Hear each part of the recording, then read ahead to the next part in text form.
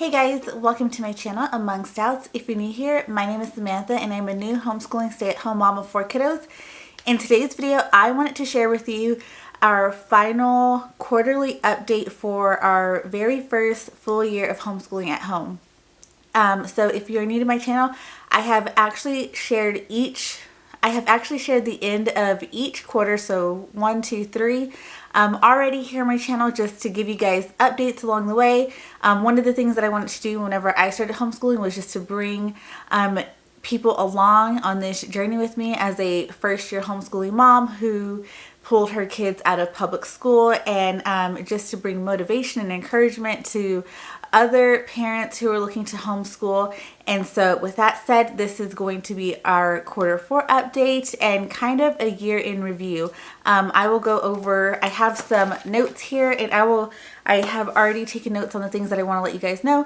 But if you've watched any of those updates, or if you have questions about any of the curriculum or any of the things that I've talked about here on my channel as a part of our first year of homeschooling, don't hesitate to go ahead and ask me those questions in the comments if it's not something that I get to in this video. So the first thing that I want to say is this is our Q4 update, but we still have about 2 weeks left in the school year. But I wanted to go ahead and film this because we are finishing up things.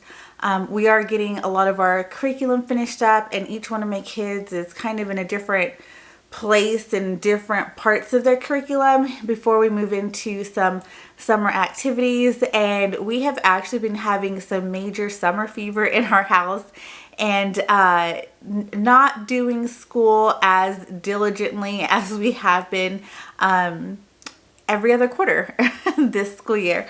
So we are working hard to get finished. Like I said, we have about 2 weeks left, but that 2 weeks could last longer depending on what we end up doing with our days as we continue to have fun this summer. We have been having a lot of rainy days here in Texas, more than we are used to, and certainly more than I'm used to. The part of Texas where I grew up is the desert part of Texas, and so I'm just not used to getting all this rain. And it rains more in this part of Texas more already, but it's also raining more than they're even used to, I think. So yeah, so we've had a lot of days inside, so every chance that we get to go outside and hang out in our pool or go meet up with friends, we are doing that. So the days that we are stuck inside, we're doing a little bit more work and just trying to get through what we have left. So the first thing that I want to talk about is Gather Around Homeschool. If you are no stranger to my homeschool channel, you know how much we love and use Gather Around. We had to make some tweaks to it because there were some struggles that we were having with it earlier on in the school year. And since making those tweaks to our curriculum, we have really been enjoying all of the units that we have been doing. And I do have a video all about how I use Gather Around Homeschool in our homeschool. So I will be sure to have that linked in the description box for you guys to check out. But the units that we got through this year were North America, U.S. Government, which is a mini unit, U.S. History 1, which was also a mini unit. We did Human Body, South America, and we're in the middle of Ancient Civilizations right now. I'm just kind of working our way through that. And we really enjoyed all of those units with the exception of North America. And not because it wasn't good information or anything like that. It was just, it seemed to drag on for us. And at one point we kind of just put it on the back burner, and I took a break from it and then brought it back out and finished it out really strong and ended up enjoying the rest of what we had. So it was just one of those ones that we were really excited about doing, and then it was just kind of dry to us. Let's see, Human Body was really good. We really enjoyed that unit. It's super wordy and really technical because it is a science unit and it's the human body. So a lot of it went over my 6-year-old's head, but she had a lot of fun doing the coloring pages and the work that was in her pre-reader book. And then my other 2 kiddos really enjoyed the human body unit because we were also doing human body as a part of CC. So they really enjoyed making those connections and having conversations about what they had learned in CC and comparing that to Gather on Homeschool. And I feel like it just helped to really bring the human body to life from them, since we were kind of doing it in multiple different ways. And then so far we are really loving ancient civilizations. We're kind of taking our time through it. The purpose of us doing ancient civilizations this year, even though CC next year is going to be like world history and it's going to have ancient history in it, is just I wanted to prepare my kids and just to give them an opportunity to hear some of these stories and names and places before we go into CC Cycle 1.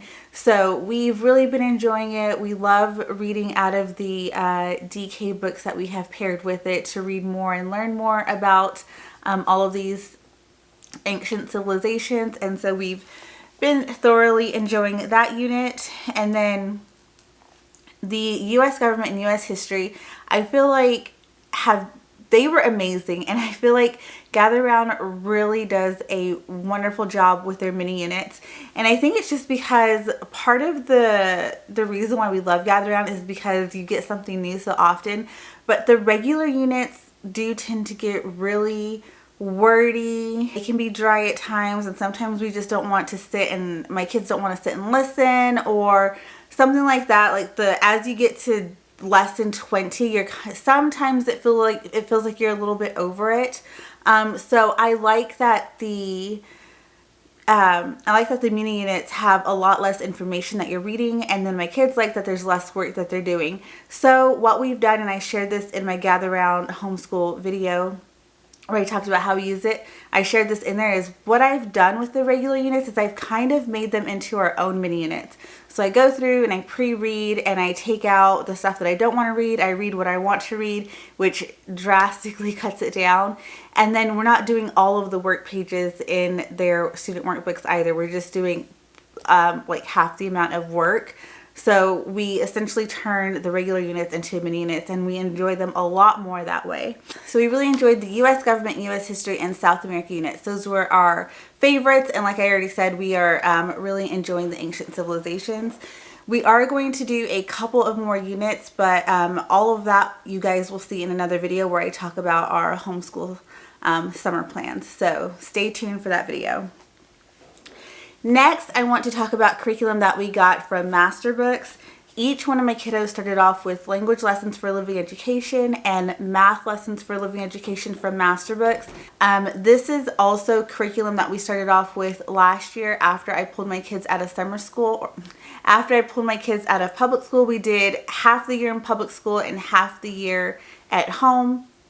And Master Books was the very first curriculum that I purchased. So my older 2 kiddos did their language lessons, and they really enjoyed it.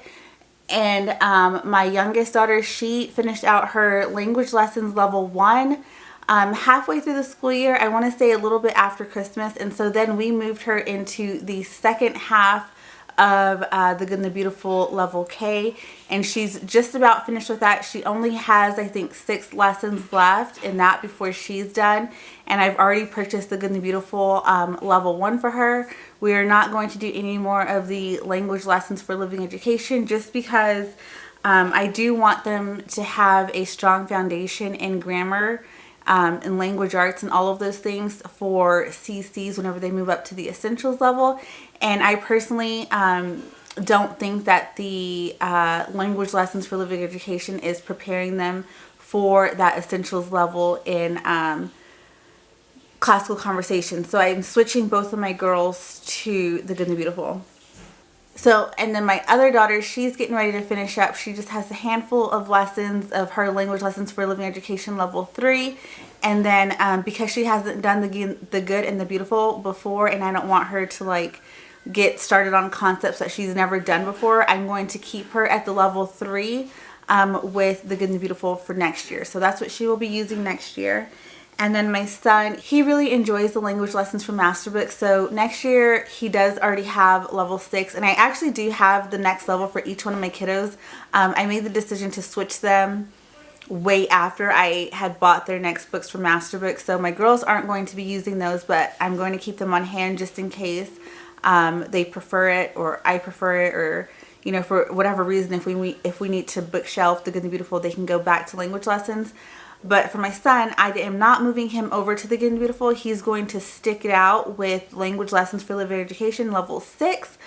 He's really excited about that, and that's only because he's already completed 1 year of CC Essentials, and he did really well with having the Essentials and language lessons for living education. And then I just printed out additional like sentence diagramming for him from the CC Connected subscription that I have, and that worked really well for him. And so we're just going to do things a little bit different for my daughter to prepare them a little bit better. So that's what's going on with Masterbooks. We also, each one of my kids started off with math lessons for living education this year, and none of them have finished it. My youngest really did not like having to listen to the stories as the lesson, and she was very distracted by the book, so we bookshelved that, and we moved her over to Matthew C, and she has done wonderfully with that. She really loves Matthew C. I love that I don't necessarily have to teach it directly to her. I sit with her while she watches the teaching from the DVD that you get, the teacher instruction DVD. And it's taught by the creator of Matthew C, which is really nice. But if she has any extra questions, or if she's struggling at all, then I'm obviously there to help her along and answer her questions and to give her more tips. And as for my other two, we switched them over to teaching textbooks, so they're going to continue with teaching textbooks, and they're getting through that. They started that much later in the year, so they'll keep working on that throughout the summer. But we really love teaching textbooks. I have a video all about why we love it and how we use it here in our homeschool. But they do Matthew C as well. So my son wanted more practice with fractions, so he's got the fraction book, which I think is Epsilon. So he does like a page or two out of that after he does his teaching textbooks lesson.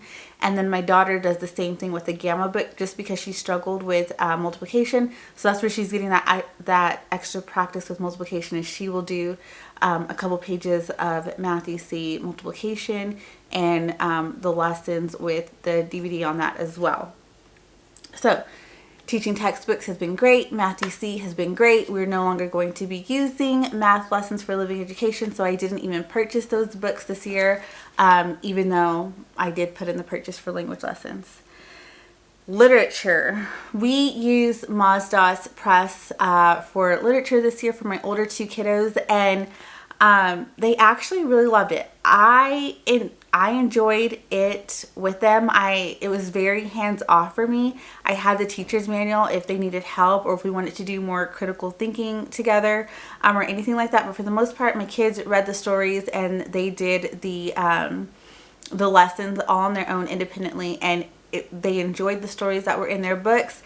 My only thing is, it's a really, really expensive literature program. So it's really expensive, and since we're moving my daughter over to The Good and the Beautiful, it has a literature component to it, so we're not getting it for her. And then as far as my son goes, I'm just going to be doing different literature novel studies and things like that with him, which we will talk about that more in his curriculum picks video. But we did love among.stouts Press. It's just not necessary for us moving forward, so we're not going to continue with it. As far as reading goes, only my youngest was doing All About Reading. She's in All About Reading level 2. She's still working through that. We didn't start it until January or February of this year. So she is going to continue with that into next year. It's a really great program. I feel like it really elevated her reading skills, and her ability to sound out words phonetically and really grasp the concepts of reading. So we're really loving that program, and we're just going to keep moving on with it.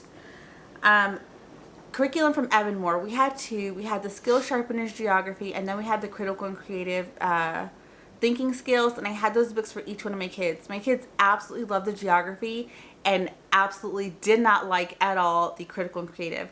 And so what happened is every time we were ready to just be done, or we were going to be you know, done with school early or moving, just doing other things, critical and creative always was the one that got put on the chopping block that we didn't do.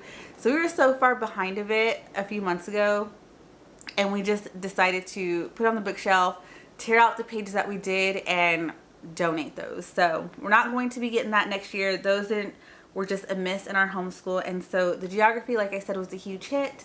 So we I wasn't going to purchase those for next year, but my kids really wanted it because they enjoyed it so much. So we do have those again for next year. The Good and the Beautiful handwriting, they did the handwriting with them last year. We did it again this year. Each one of my kids enjoys it. It's something easy for me to have them do in the morning while they're waiting on me, and they can all be independent and not messing with each other. So I feel like it's something super easy to add into our homeschool. It doesn't stress anyone out, and they enjoy doing it. So we'll just keep going on with it.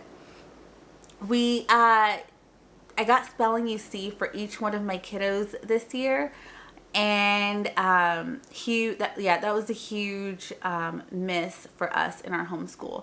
My kids didn't take to that style of spelling teaching, and it just didn't work for us. It's a great curriculum, and if your kids like doing that chunking and doing spelling that way, it'll be a really good fit for them. But we're just going to do something different next year. So spelling you see is something that we won't be continuing on with in our homeschool. And let's see, we had a huge fail with read alouds this year. I had planned out to the month every single read aloud that we would do prior to the school year starting, and we read 1.5 of those books on my list, because what ended up happening is we did our history through books. So I bought tons and tons of books for history, which was American history this year, and we were just reading those constantly, and we enjoyed them. And then whatever books we were pairing with our gather round units, we were reading those constantly. So our read aloud list just didn't happen, and I think that's fine, because at least we did do read alouds. That's the whole point, is to just do them. But I think moving forward, I just won't make a list ahead of time, just so that I don't have pressure on myself to get to that list, or have it like a cloud hanging over me, like you need to read these books, you need to read these books. So I'm just not going to do that this next school year. Okay guys, so that is all I have for this update. That's basically everything that worked for us this school year, everything that didn't, and I already mentioned some changes that we're going to be making. So keep an eye out for the videos that I'm going to be putting out for each one of my kiddos' curriculum picks this year, and you will then start to see a lot of the changes that we have made for their curriculum moving forward. I hope that you guys enjoyed this update and you enjoyed hearing all about our Q4. We've had a really great first year of homeschool. I feel like there was a lot of struggles in the beginning, but over time, as we are all finding ourselves in like this new space and what we're doing, it's getting not necessarily easier, but in a sense easier. So yeah, if you guys enjoy these kinds of videos, please hit that like button. If you aren't already subscribed to my channel, please go ahead and hit subscribe. I'd love to have you here as a part of my community, and I will see you guys in the next video. Bye!